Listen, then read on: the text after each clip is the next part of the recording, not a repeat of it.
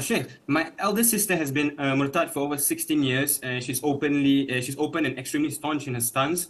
She married a Hindu and has a son. My father and mother has been extremely close with her despite knowing that she's a murtad. And when I asked them about it, they said with good akhlaq, she might come back. She's now poisoned my younger sister, 22 years old, in a way that my younger sister does everything that goes against the Sharia, like clubbing, hanging boys, has a lesbian best friends. The question is, I've been trying hard to convince my parents, but I am lost. What can I do to play my part? Unfortunately, this is happening in some families that are far away from Allah, and that these families are ignorant of Islam. They've never read the Quran in their lives. They don't know the seerah and the sunnah of the Prophet ﷺ.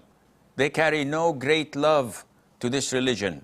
Rather, they love this world, to the extent that if they were given the choice between hellfire, but through this life, enjoying it to the fullest, or to paradise, but through carrying out the religion of Allah, they would choose the first, unfortunately.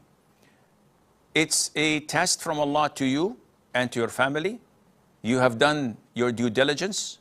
You should continue to advise your parents and warn them that they may leave the fold of Islam if they approve their daughter over her apostasy and over marrying a non-Muslim. If they approve such a marriage, this is kufr. They're apostates. Even if they pray and they fast and they say La ilaha illallah, just because they've approved and endorsed something that is in black and white in the Quran, stating that there is no such marriage, and they say, no, it's okay. As long as they have good character, the marriage is valid. They've gone out of the fold of Islam. Your sister is already a different story. Now, the younger sister, the problem is that clubbing and not wearing the hijab, these are symptoms of the disease. You try to force her to wear the hijab and to stop free mixing and having boyfriends and the likes. You're treating the symptoms, but not the core, not the chronic illness. So the symptoms will reappear in different forms. What you should do is attack the illness itself.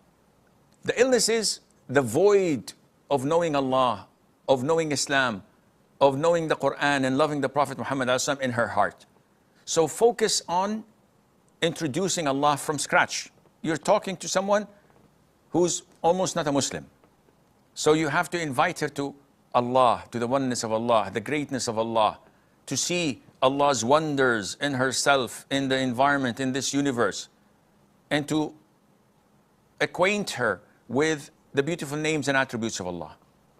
Show her who the Prophet ﷺ is, how he lived, how he struggled so that we could receive this religion as it is today. And do your level best to be a good elder brother, kind and loving and compassionate, so you may save her from hellfire. But at the end of the day, it's your father who's responsible. He's the one who's going to roast and pay for his negligence of upbringing his children like this. And he's going to pay for it. The Prophet said, ﷺ, all of you are shepherds. And a man is a shepherd over his family. And he's responsible and he will be questioned about all of that. May Allah save us from hellfire.